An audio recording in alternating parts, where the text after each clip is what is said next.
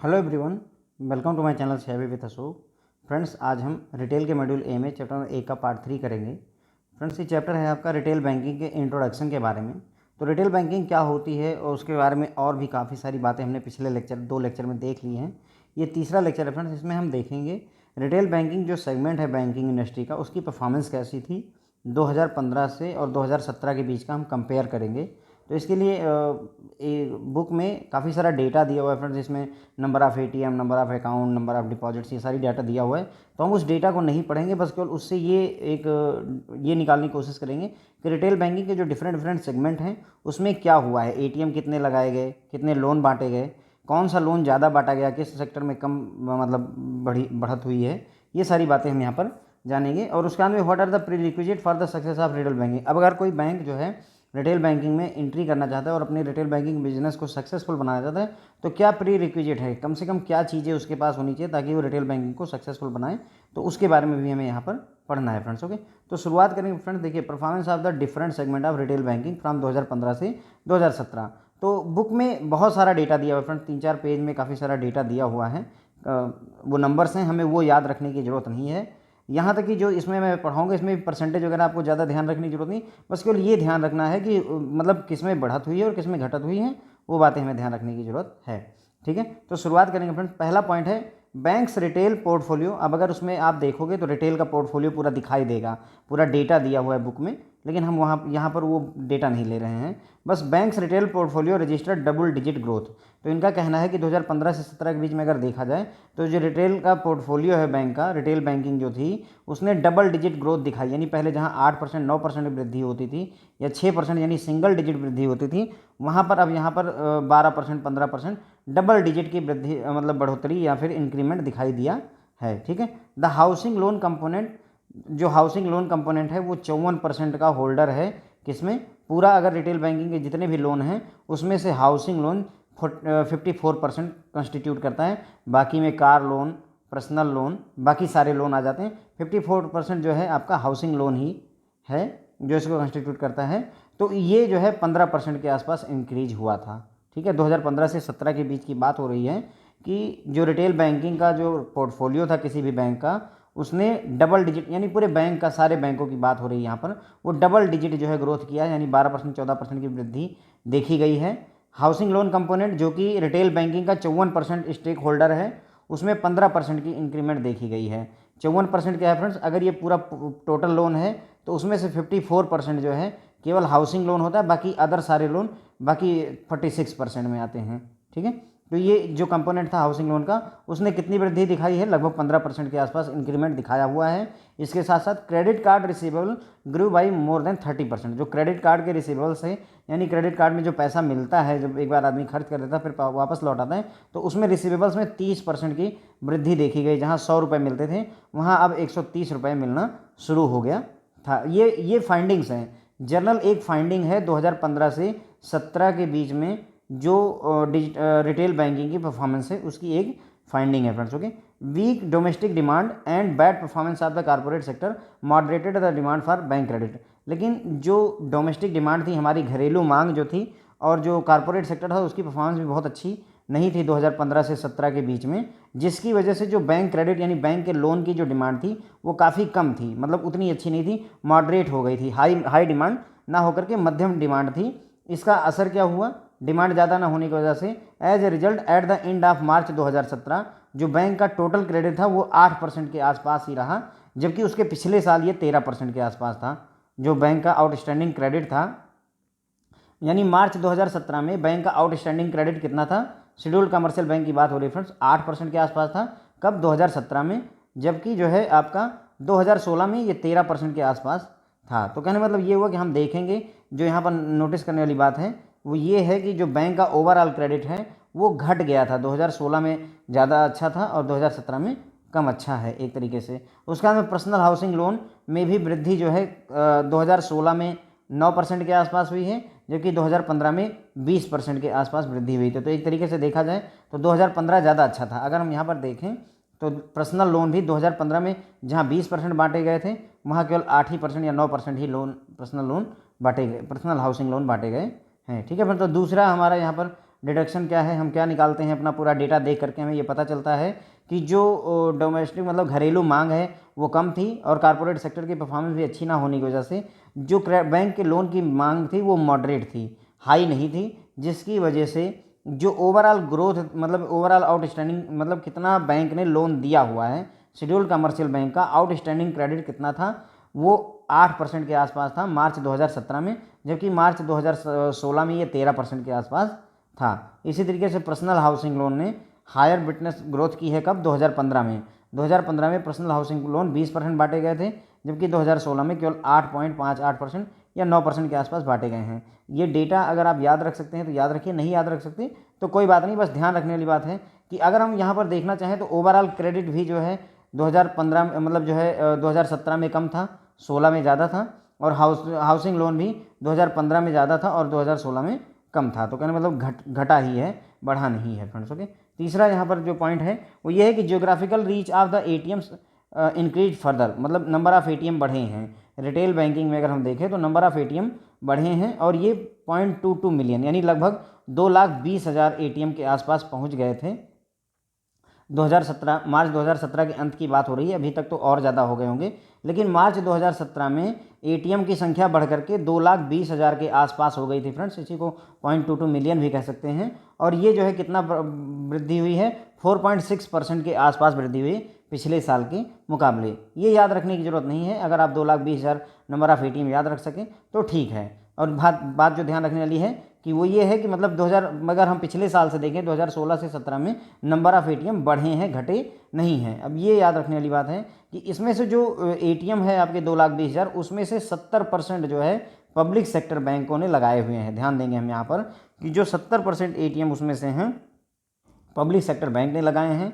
Foreign बैंकों के ATM घट गए, है ना, डिक्लाइन हुए। अगर जहाँ पर उन्होंने 100 एटीएम फॉरेन बैंकों में लगाए थे तो उन्होंने उसमें से 60 या 70 ही बचे। तो कहने मतलब ये हो कि अगर हम यहाँ पर देखें तो पब्लिक सेक्टर बैंक जो है टोटल एटीएम का 70% पब्लिक सेक्टर बैंकों ने लगाया हुआ है, जो कि टोटल एटीएम कितने हैं, 2,20,000 हैं। उसके बाद में जो फॉरेन बैंक हैं उनमें जो नंबर ऑफ़ एटीएम थे वो बढ़े नहीं बल्कि घट गए। ये एक ट्रेंड है फ्रेंड्स, यहाँ पर हम क्या देखने की कोशिश कर रहे हैं, एक ट्रेंड देखने की कोशिश कर रहे हैं। और एज पर report all the branches bank branches are reportedly अंदर सीबीएस कवरेज। यहाँ पर ये कह रहे हैं कि जो रिपोर्ट है उसके हिसाब से सभी ब्रांचेज सीबीएस कवरेज में है, मतलब कोर बैंकिंग सोल्यूशन हर ब्रांच में अब यूज हो रहा है। और करंट टाइम पे इंडिया में 2,22,000 एटीएम हैं, ठीक है, जबकि 2016 में कुल कितने एटीएम थे, तो 1,32,000 एटीएम ही थे। तो अगर ये याद रख सकते हैं 1,32,000 याद रखिए, नहीं तो बस ये ध्यान रखिएगा अभी करंटली 2,22,000 एटीएम के आसपास हैं। 2017 की बात हो रही है, अब और ज़्यादा डेटा बढ़ गया हो सकता है कि 3 लाख एटीएम हो गए हैं फ्रेंड्स। ओके, तो हमने ये समझा कि जो जियोग्राफिक रीच है एटीएम की, यानी एटीएम अब ज़्यादा लोगों तक पहुंच रहा है, क्योंकि अब हमारे पास 2,20,000 एटीएम हैं, जो लगभग 4.6% बढ़ा है पिछले साल के मुकाबले। जितने भी एटीएम हैं उसमें से 70% एटीएम पब्लिक सेक्टर बैंक ने लगाए हुए हैं, बाकी 30% में आपके private bank, white label ATM, जितने भी टाइप के एटीएम है वो सारे लगे हुए हैं।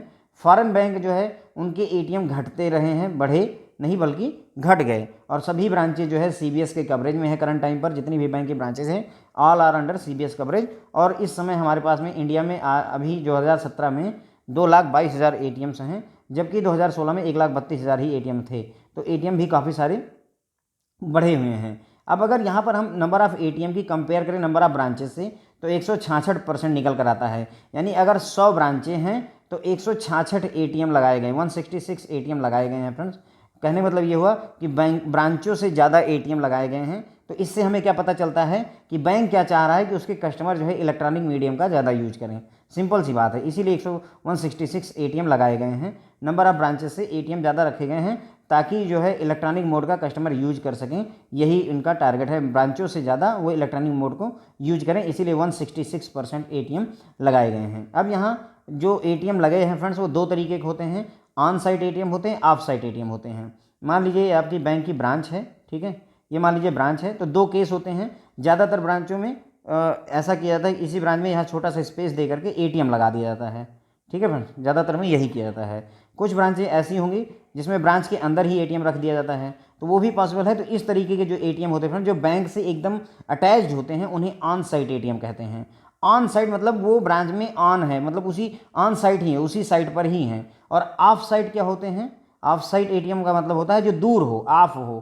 कहने मतलब ये हुआ, जैसे मान लीजिए आपकी बैंक की ब्रांच है, अब यहाँ से 200 मीटर या 1 किलोमीटर बाद एक एटीएम लगाया गया, वहाँ पर ब्रांच नहीं है कोई, सिर्फ एटीएम लगा हुआ है। अपना जो भी सुरक्षा के इंतजाम है, गार्ड वगैरह जो भी इंतजाम है वो सारे किए गए हैं। यहाँ पर कैश जो है बाहर की एजेंसी आकर के डालती है। तो ये जो एटीएम होते हैं फ्रेंड्स, ये आपके ऑफ साइट एटीएम होते हैं। और अगर यहीं ब्रांच में एटीएम लगा दिया जाए तो ये ऑन साइट एटीएम होता है। ठीक है फ्रेंड्स, तो आई होप आपको क्लियर हो गया होगा। ऑन साइट एटीएम मतलब जो ब्रांच में या ब्रांच से जुड़ा हुआ लगा है।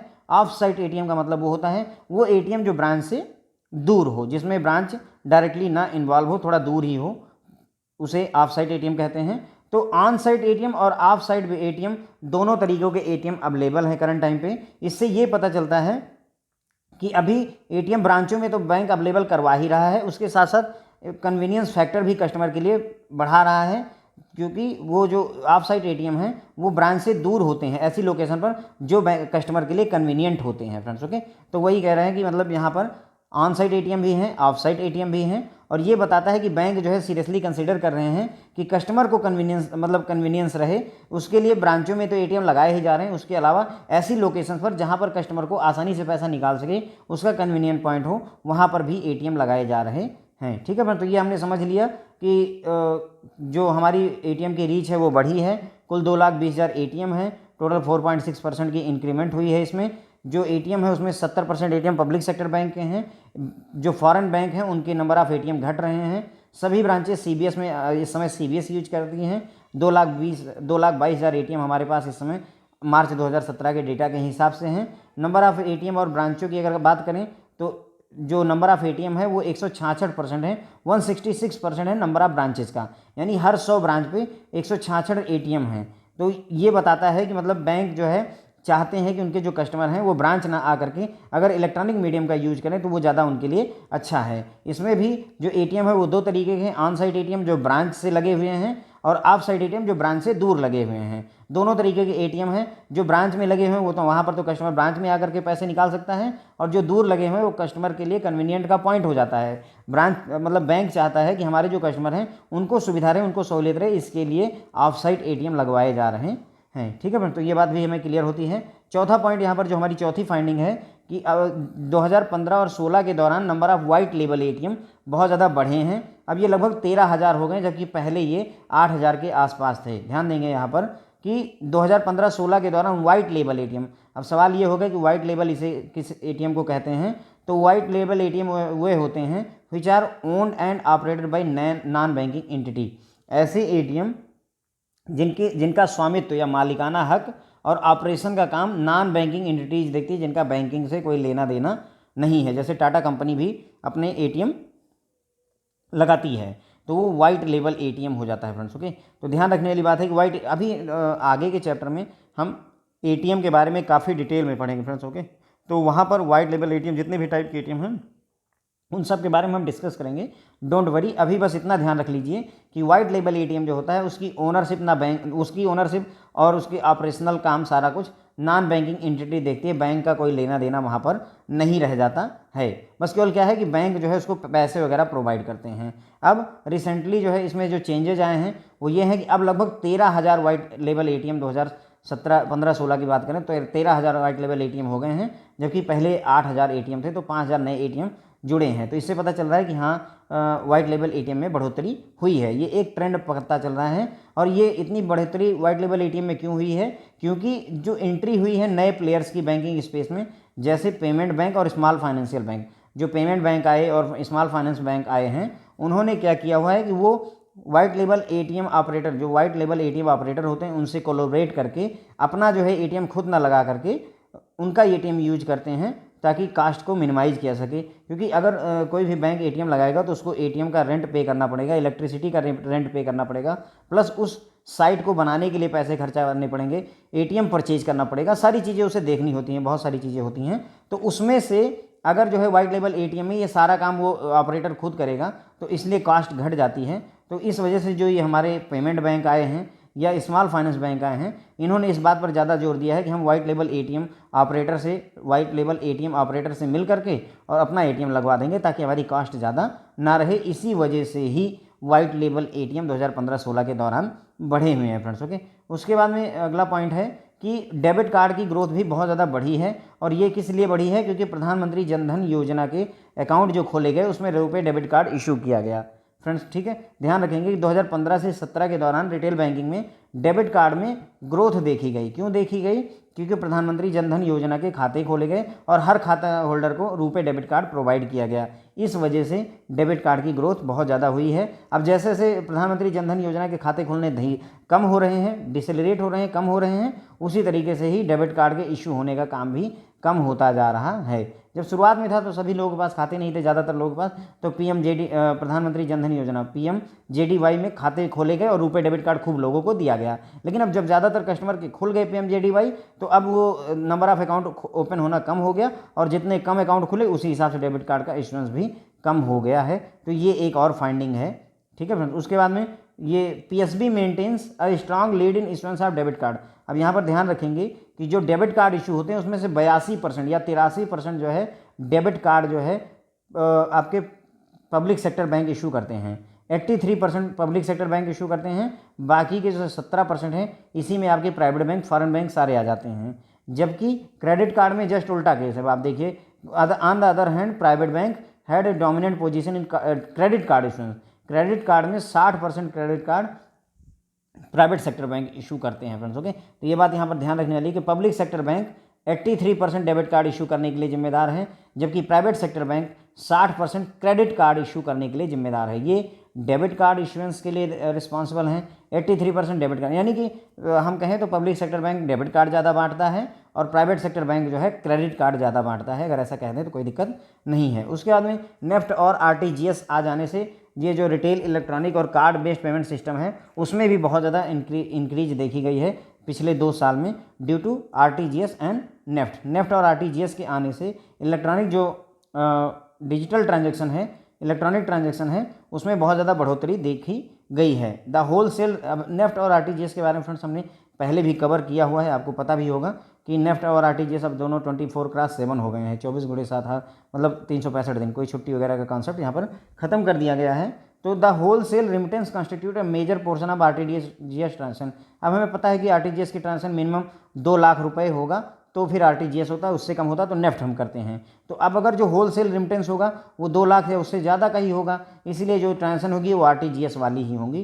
तो ये कोई अलग सी बात नहीं है। होलसेल ट्रांजेक्शन किस में ज़्यादा होगी, RTGS में कि नेफ्ट में? तो सीधी सी बात है RTGS में ज़्यादा होगी भाई, क्योंकि होल सेल ट्रांजेक्शन हो सकता है 1 करोड़ 2 करोड़ रुपए की हो, है ना, तो इसलिए RTGS का ज़्यादा यूज हो रहा है। तो ये भी एक ट्रेंड देखा गया है कि RTGS और नेफ्ट के आ जाने से जो इलेक्ट्रॉनिक पेमेंट है उसमें इंक्रीमेंट हुआ है। इसके अलावा जो प्रीपेड पेमेंट इंस्ट्रूमेंट है PPI फ्रेंड्स, जो PPI हैं हमारे प्रीपेड पेमेंट इंस्ट्रूमेंट, उनके भी यूज में बढ़ोतरी देखी गई है। Due to greater use of prepaid payment instrument for purchase of goods, इनका यूज किया जाता है।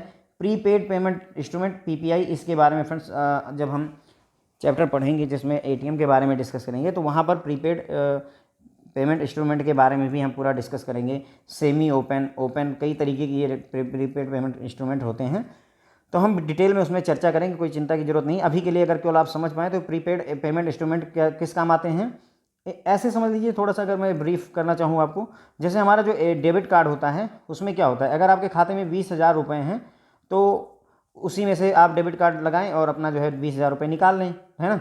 अब अगर मान लीजिए कि लेकिन इसमें मेरा खाता लिंक है, अगर मान लीजिए इसमें 2 लाख रुपए हैं तो जब तक 2 लाख रुपए ख़त्म नहीं होता इस ATM कार्ड को मैं लगातार यूज कर सकता हूँ। या कोई फ्रॉडस्टर पा जाए, कोई क्रिमिनल पा जाए मेरा डेबिट कार्ड, तो वो जब तक 2 लाख रुपए पूरे नहीं निकालेगा तब तक इस कार्ड को यूज कर सकता है। वो बात अलग की है कि हम इसे ब्लॉक करवा सकते हैं, बंद करवा सकते हैं, लेकिन ये प्रॉब्लम है। अब मान लीजिए कोई एक ऐसा कार्ड आपको डेबिट कार्ड जैसा ही दे दिया लेकिन वो रिचार्ज टाइप का हो कि इसमें बस केवल जैसे मैं इसमें 4,000 रुपये अगर भर दूँ तो सिर्फ 4,000 रुपये इस कार्ड में रहेंगे, तो ये प्रीपेड कार्ड है। मतलब जैसे आपका प्रीपेड मोबाइल की सिम होती है ना, पहले आप रिचार्ज करवाएंगे तब बात करेंगे, तो उसी तरीके से पहले इसमें रिचार्ज आपने 4,000 रुपये डलवा दिए अपने कार्ड में।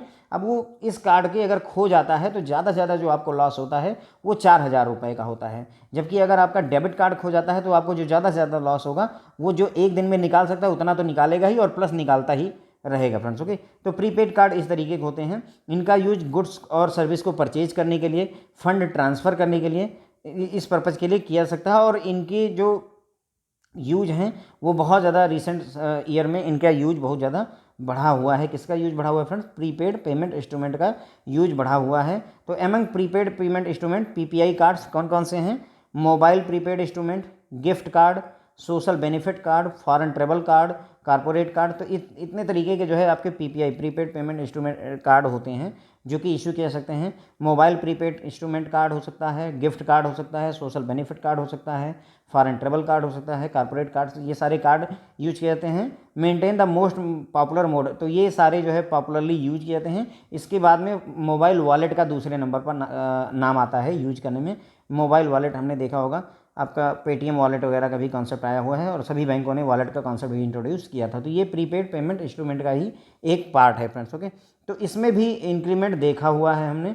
अब according to research done by Boston Consulting Group, एक बोस्टन कंसल्टिंग ग्रुप है जिसने रिसर्च की है और ये बताया है कि लगभग 60% of total revenue world wide, दुनिया भर के जो बैंक है जो कुछ भी कमाई करते हैं उसमें से 60% रिटेल बैंकिंग से कमाते हैं।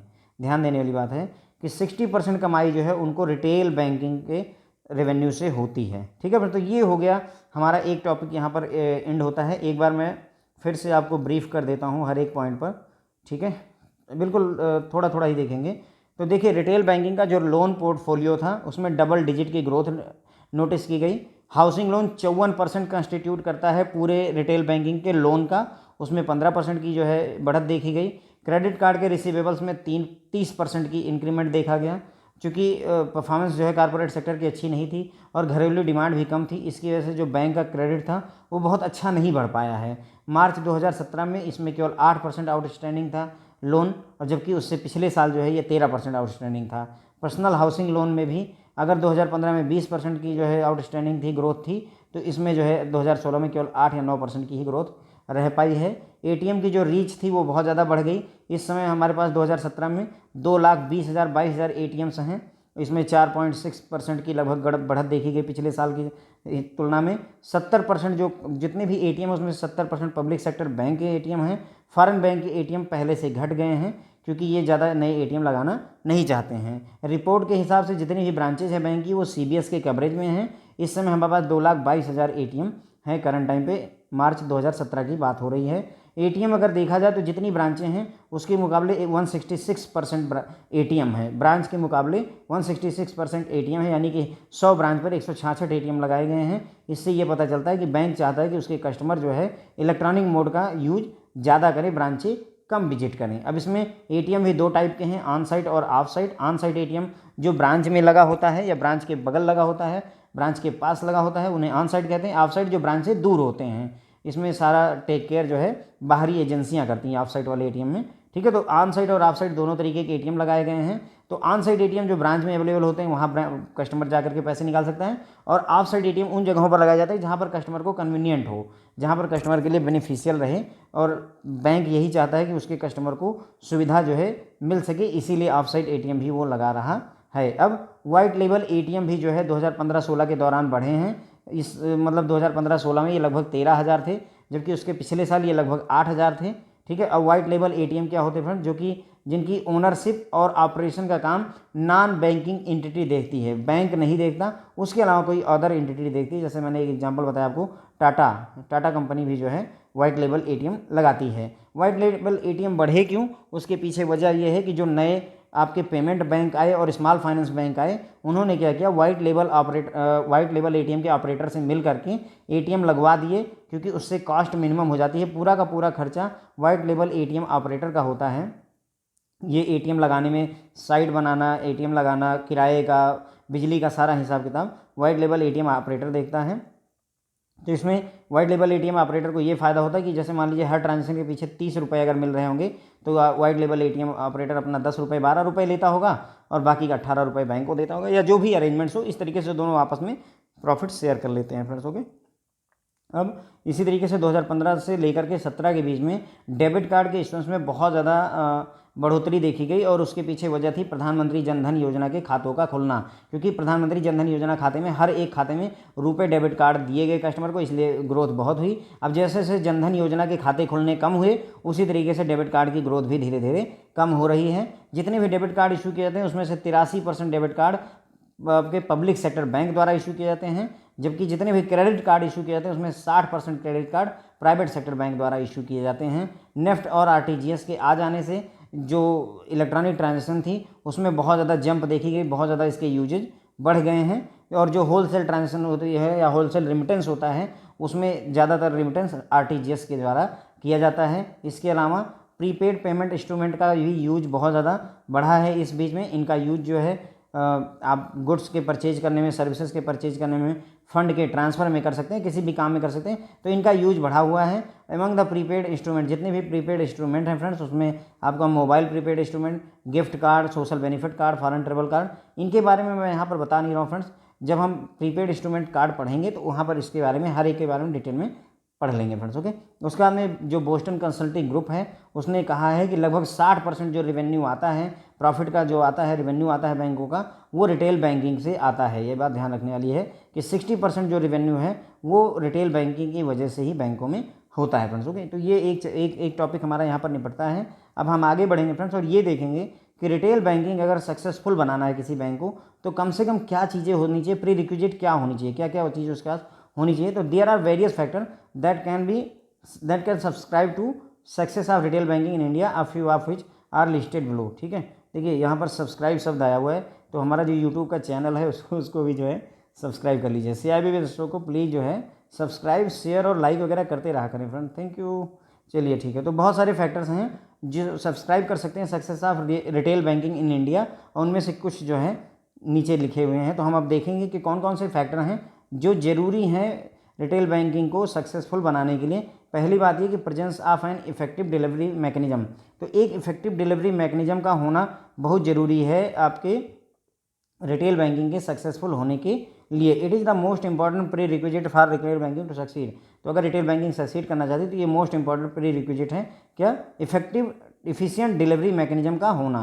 What essentially bind customer to their bank is quality of service offered, fairness and affordability of pricing and the promptness of service, ठीक है। तो कोई भी किसी भी कस्टमर को कोई भी बैंक कैसे अपने पास रोक सकता है, बाइंड कर सकता है, वो किस पर डिपेंड करता है, कैसी क्वालिटी ऑफ सर्विस है, जो सर्विस दी जा रही है उसकी क्वालिटी कैसी है, फेयरनेस, क्या फेयर प्रैक्टिस अपनाई जा रही है, अफोर्डेबिलिटी ऑफ द प्राइसिंग, जो प्राइस हम इंटरेस्ट रेट वगैरह चार्ज करें क्या वो कस्टमर के लिए अफोर्डेबल हैं, और प्रॉम्प्टनेस ऑफ द सर्विस, क्या सर्विस कस्टमर जो चाहता है उसको वो सर्विस उतने समय में मिल पा रही है या नहीं मिल पा रही, प्रॉम्प्ट सर्विस है।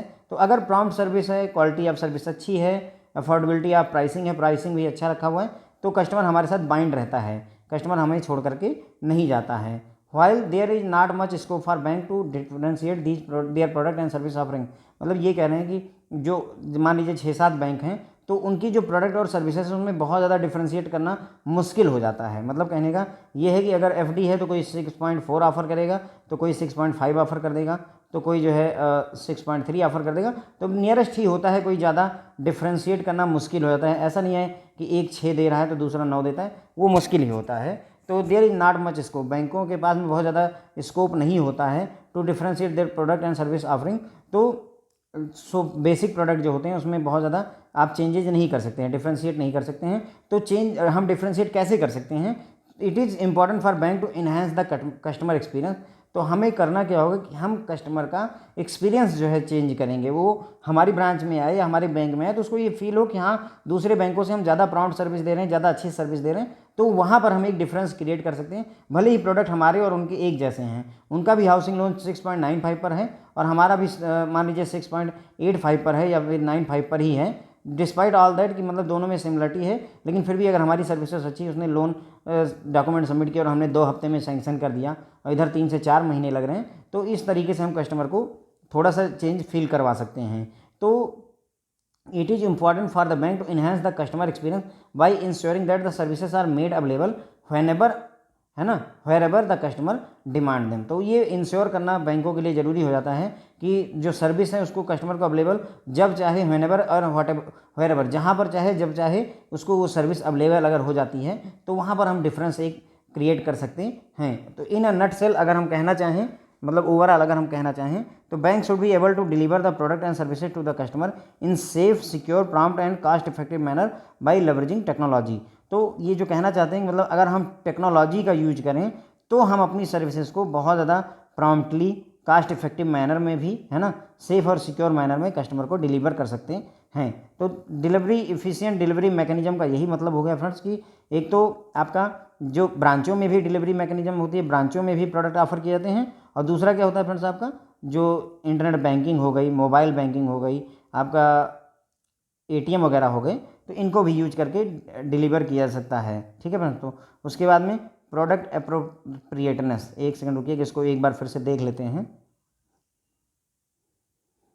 तो फ्रेंड्स जो है देखिए, अगर रिटेल बैंकिंग को सक्सेसफुल बनाना है तो एक इफ़िशिएंट डिलीवरी मैकेनिज्म का होना ज़रूरी है। ठीक है, ये एक मोस्ट इम्पॉर्टेंट प्री रिक्विजिट है आपके रिटेल बैंकिंग को सक्सेसफुल बनाने के लिए। तो कस्टमर को हम कैसे अपने पास रोक सकते हैं, कैसे बाइंड रख सकते हैं, अगर हम जो उनको सर्विस ऑफर कर रहे हैं उसकी क्वालिटी अच्छी हो, प्रॉम्प्ट सर्विस प्रोवाइड करें, और जो प्राइसिंग वगैरह करें वो भी ठीक रखें, और फेयरनेस अगर यूज करेंगे तो कस्टमर हमारे पास जुड़ा रहता है, हमें छोड़ करके नहीं जाता है। अब ये कहते हैं कि जो प्रोडक्ट होते हैं और सर्विसेज होती है बैंकों की, उसमें डिफ्रेंशिएट करना बहुत ज़्यादा आसान नहीं होता है, मतलब एक लगभग सेम ही प्रोडक्ट होते हैं। तो बेहतर होगा कि हम कस्टमर का एक्सपीरियंस चेंज करें बाय इंश्योरिंग कि उसे सर्विस जो है व्हेनेवर, जब वो चाहे और जहाँ पर वो चाहे, उसको, उस कस्टमर को वो सर्विस अगर जो है मिल जाती है जो वो डिमांड करता है, तो यहाँ पर हम कस्टमर को थोड़ा सा डिफरेंस फील करवा सकते हैं। और इसके लिए बैंकों को क्या ज़रूरत होगी कि हम टेक्नोलॉजी का ज़्यादा से ज़्यादा यूज करें, ताकि हम कस्टमर को सेफ, सिक्योर और प्रॉम्प्ट और कास्ट इफेक्टिव मैनर में सर्विस प्रोवाइड कर सकें फ्रेंड्स। ओके, उसके बाद में है प्रोडक्ट एप्रोप्रिएटनेस। तो जो भी प्रोडक्ट हम कस्टमर को ऑफर कर रहे हैं वो उसके लिए अप्रोप्रिएट होना चाहिए। ये बात हमें इंश्योर करने की ज़रूरत होती है कि जो भी प्रोडक्ट आप ऑफर कर रहे हैं वो उसके लिए अप्रोप्रिएट होना चाहिए। इसके लिए डेटा एनालिटिक्स वगैरह की भी यूज करने की ज़रूरत होती है। Another essential precondition for success of retail banking की appropriateness of product and service for the customer. तो ये दूसरा जो है आपका इसेंशियल प्री कंडीशन है कि रिटेल बैंकिंग को सक्सेसफुल बनाना है तो जो प्रोडक्ट है वो एप्रोप्रिएट होना चाहिए कस्टमर के लिए। As the bank strive to bring new customer into their fold, मतलब ज़्यादातर बैंक क्या कोशिश करते हैं कि नए नए कस्टमर उनके साथ जुड़ें और जो एग्जिस्टिंग कस्टमर है उसको रिटेन करके, होल्ड करके रखा जाए। अगर ऐसा करना चाहते हैं तो they must invest heavily into data analytics. तो ऐसा करने के लिए डेटा एनालिटिक्स में हैवी इन्वेस्टमेंट करने की जरूरत है। And assess what the appropriate product and services for specific group of their customer. तो डेटा एनालिटिक्स में क्या होता है फ्रेंड्स कि सारे कस्टमर का डेटा इकट्ठा कर लिया जाता है और फिर ये एक ट्रेंड पता करने की कोशिश की जाती है कि हाँ, हम कौन सा प्रोडक्ट और कौन सी सर्विस किस तरीके के कस्टमर को ऑफर कर सकते हैं। ठीक है फ्रेंड्स। तो जैसे गूगल सर्च वगैरह अगर आप करते हैं, अभी आप सर्च कर लीजिए IIBF की मैकमिलन की बुक चाहिए, तो अगर आप एक बार सर्च कर लेंगे तो फिर चाहे जो भी वेबसाइट विजिट करते हैं, गूगल की कोशिश ये रहती है कि वो आपको बार बार IIBF का बुक का वो एडवर्टीजमेंट दिखाता रहता है। तो ये डेटा एनालिटिक्स का ही एक नतीजा है कि उसको पता चल गया है कि हमारे इस पर्टिकुलर कस्टमर को करंट मोमेंट पे क्या चाहिए। या आप कोई मोबाइल फ़ोन सर्च कर लीजिए, अगर आप मोबाइल फ़ोन सर्च कर लेंगे उसके बाद गूगल सर्च, जहाँ चाहे जो सी भी वेबसाइट आप जाएंगे, यहाँ तक कि अगर आप यूट्यूब पे वीडियो भी देखते रहेंगे तो वहाँ पर भी वो किसी न किसी मोबाइल का एडवर्टीजमेंट दिखाते रहेंगे आपको कि ये वाला आप परचेज कर सकते हैं। तो ये ड्यू टू डेटा एनालिटिक्स होता है। एक एग्जांपल यहाँ पर दे रहा हूँ फ्रेंड्स कि कस्टमर की क्या नीड है और क्या रिक्वायरमेंट है, उसको एसेस करने के लिए डेटा एनालिटिक्स पे अच्छा खासा फोकस करने की ज़रूरत है। यानी हमारे कस्टमर जो हैं उनको एनालाइज करने की रिक्वायरमेंट होती है, तभी हम अपने नए नए कस्टमर को अपने साथ जोड़ सकेंगे और एग्जिस्टिंग कस्टमर को होल्ड कर सकेंगे। Banks have to sensitive about the customers need and requirement. तो बैंकों को यहाँ पर सेंसिटिव होने की ज़रूरत है कि कस्टमर की क्या नीड और रिक्वायरमेंट है, उसके लिए सेंसिटिव रहना पड़ेगा। अगर आप कस्टमर की नीड और रिक्वायरमेंट के हिसाब से प्रोडक्ट नहीं ऑफर करेंगे तो ये ज़्यादा दूर तक नहीं जाएगा, आपका प्रोडक्ट ज़्यादा देर तक नहीं चलेगा। प्राइसिंग का मतलब होता है pricing demonstrate the product and services both, चाहे लायबिलिटी के प्रोडक्ट और सर्विस हो, चाहे एसेट साइड के प्रोडक्ट और सर्विसेज हो, हमको जो है उनको प्रॉपर प्राइसिंग करने की ज़रूरत होती है। Heavily weighted against the retail customer as a group. तो जो रिटेल कस्टमर का एक ग्रुप है उसको उसके हिसाब से ही हम उसको प्राइसिंग करने की ज़रूरत है। जैसे सैलरीड क्लास है तो उसके हिसाब से प्राइसिंग की गई है, अगर किसान है तो उसके हिसाब से प्राइसिंग की गई है, अगर मान लीजिए मजदूर वगैरह हैं तो उनके हिसाब से प्राइसिंग करने की ज़रूरत होती है। Scoring model for assessing the credit worthiness. अब हमने क्रेडिट स्कोर पढ़ा हुआ है फ्रेंड्स, चैप्टर नंबर 6 में आपने पढ़ा होगा, या नहीं पढ़ा है तो आप एक बार पढ़ लीजिएगा चैप्टर नंबर 6 में। तो वहाँ पर हमने ये देखा हुआ है कि स्कोरिंग मॉडल जो होता है, किसी भी कस्टमर की क्रेडिट वर्थीनेस देखने के लिए जो सिविल स्कोर आप चेक करते हैं उसी की बात हो रही है फ्रेंड्स। यहाँ पर बोलते नहीं कि सिविल स्कोर चेक करिए कस्टमर का लोन देने से पहले, वो ये बताता है कि क्रेडिट वर्थीनेस कैसा है, कस्टमर कैसा है, पैसे हमारे लौटा पाएगा या नहीं लौटा पाएगा। तो इसके लिए क्रेडिट स्कोरिंग मॉडल को यूज करने की ज़रूरत है। अगर आपको रिटेल बैंकिंग को सक्सेसफुल बनाना है तो एक स्कोरिंग मॉडल को आपको यूज करने की ज़रूरत पड़ेगी। तो scoring model are being used to assess the credit worthiness of borrower to bring in greater transparency and efficiency. ज़्यादा अच्छी ट्रांसपेरेंसी और एफिशिएंसी लाने के लिए कोई बारोवर कैसा है, पैसा लौटाएगा या नहीं लौटाएगा, इसके लिए क्रेडिट स्कोरिंग मॉडल यूज किया जाता है। Credit scoring model is a statistical technique that combine several financial characteristic to predict the behaviour of new applicant. तो जो नए एप्लीकेंट होंगे जिन्होंने लोन के लिए अप्लाई किया है, तो उनका बिहेवियर प्रेडिक्ट करने के लिए काफ़ी सारे फाइनेंशियल कैरेक्टरिस्टिक्स को उसमें कंबाइन किया जाता है, तब स्कोर किया जाता है। तो किसी भी कस्टमर का जो आपका क्रेडिट स्कोर होता है उसके लिए क्या करते हैं, उसके पास्ट में कितनी पेमेंट की है, कितने लोन लिए हुए हैं, कब ड्यू है, पेमेंट सही समय पे करता है कि नहीं करता है, कभी इसका अकाउंट एनपीए हुआ है या नहीं हुआ, इन सभी बातों को ही यूज करके क्रेडिट स्कोरिंग मॉडल बनाया जाता है। और क्रेडिट स्कोरिंग मॉडल में क्रेडिट स्कोर कस्टमर का क्रिएट किया जाता है, तैयार किया जाता है। Some bank started employing credit scoring even in retail segment. अब ये कह रहे हैं कि कुछ बैंकों ने रिटेल सेगमेंट में रिटेल के लोन के लिए भी क्रेडिट स्कोरिंग मॉडल को यूज करना शुरू कर दिया है। Most of the banks are using credit information report, CIR होती है friend, credit information report CIC provide करता है, क्रेडिट इन्फॉर्मेशन कंपनीज प्रोवाइड करती हैं, ठीक है। तो most of the bank are using CIR credit information report to assess the financial discipline of the applicant. This is also based on scoring, scoring पर ही आधारित है। तो CIR का यूज करते हैं, क्रेडिट इन्फॉर्मेशन रिपोर्ट को यूज करके ये देखते हैं कि जो एप्लीकेंट है, जो लोन के लिए अप्लाई कर रहा है, उसका फाइनेंशियल डिसिप्लिन कैसा है, क्या वो हमारा पैसा समय पर वापस कर पाएगा या नहीं कर पाएगा, ठीक है। उसके बाद में कंज्यूमर प्रोटेक्शन इन्वायरमेंट की बात करेंगे। Across the globe regulators and supervisor are turning increasingly intolerant of unfair market practices adopted by market participant. तो मार्केट जो पार्टिसिपेंट हैं उनके द्वारा जो अनफेयर मार्केट प्रैक्टिस को यूज किया जा रहा है उसको टॉलरेट नहीं करना चाह रहे हैं जो भी रेगुलेटर और सुपरवाइजर हैं, पूरी दुनिया की बात हो रही है। तो यहाँ पर कहने का मतलब है रिटेल बैंकिंग अगर आपको सक्सेसफुल बनाना है तो कस्टमर को ये फील होना चाहिए कि उसके जो अधिकार हैं वो सुरक्षित हैं। It has been observe that large amount of penalties are levied on bank by regulator mainly for failing to protect customers interest and for unfair practice. तो ये ऐसा देखा गया है कि बैंकों के ऊपर जो रेगुलेटर होते हैं वो बहुत सारी हैवी पेनल्टी लगा देते हैं, और इसलिए लगाते हैं क्योंकि बैंक जो है कस्टमर के इंटरेस्ट को प्रोटेक्ट नहीं कर पाता है, और या फिर अनफेयर प्रैक्टिस का यूज किया जा रहा है वहाँ पर बैंक में, जो नहीं करना चाहिए। तो more focus need to be given. अब यहाँ पर हमें फोकस ज़्यादा करना होगा कि हम एक ऐसा कन्विक्शन डेवलप करें, कस्टमर को कन्विंस कर ले जाएं कि their rights are adequately protected. तो बैंकों को ये इंश्योर करना होगा कि कस्टमर को ये विश्वास रहे कि उनके जो अधिकार हैं वो पर्याप्त रूप से सुरक्षित हैं। अगर ऐसा होगा तभी आपका रिटेल बैंकिंग आगे बढ़ेगी फ्रेंड्स। ओके, तो ये हो गया फ्रेंड्स आपका प्रोडक्ट, हमने ये देख ही लिया था।